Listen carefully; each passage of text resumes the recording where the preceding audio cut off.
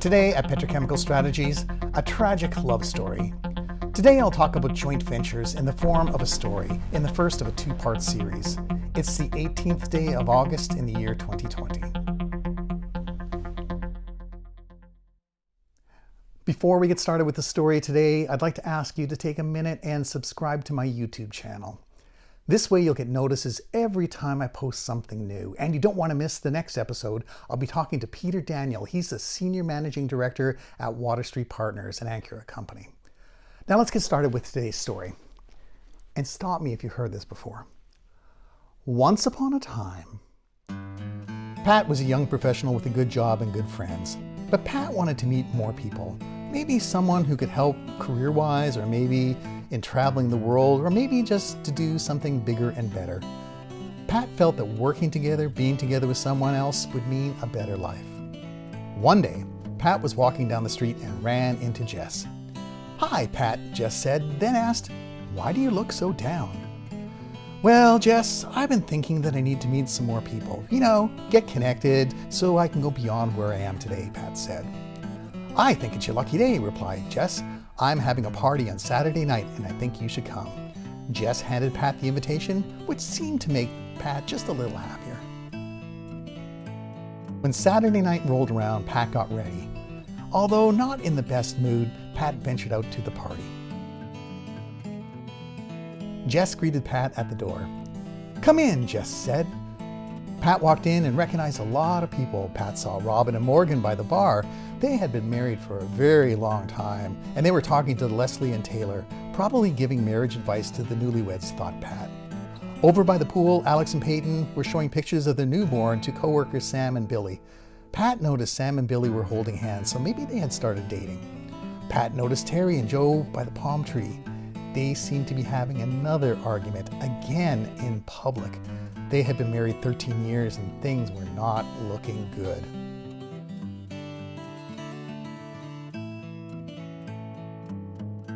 Just then, Pat noticed someone new walk into the room. The new person seemed to notice Pat as well. They slowly made their way towards each other. "Hi, my name is Pat." "Hi, my name is Chris." Pat and Chris spent the rest of the evening getting to know each other. They shared stories about their childhoods, growing up, and their future dreams. They talked about being single and looking for a meaningful relationship. They talked about their dream of owning a small house with a picket fence in the suburbs, a place they could call home. They talked about their careers, aspirations, and the importance of a good work-life balance. And they both wanted kids, and maybe a couple dogs and a cat. Marriage was on both of their minds. After a couple months, and to no one's surprise, Pat and Chris tied the knot. They were so much in love, and because they loved each other so much, they knew they would always agree on any decision they made. They agreed to manage their marriage and family together. All decisions would be made jointly. They agreed to consolidate their finances and about who would work and about who would stay home and raise the children. They couldn't imagine ever never agreeing. As time went on, Pat and Chris bought a house in the suburbs. It wasn't exactly their dream house, but it was their home. When they had a couple kids, Pat stayed home to raise them while Chris worked in the city. Chris worked very long hours. Combined with a long commute, that meant on most nights, Pat had dinner with the kids without Chris. Pat and Chris started fighting. First about work hours, then about money, then about raising the kids. As the years went by, Chris decided to purchase a condo in the city to stay during the week.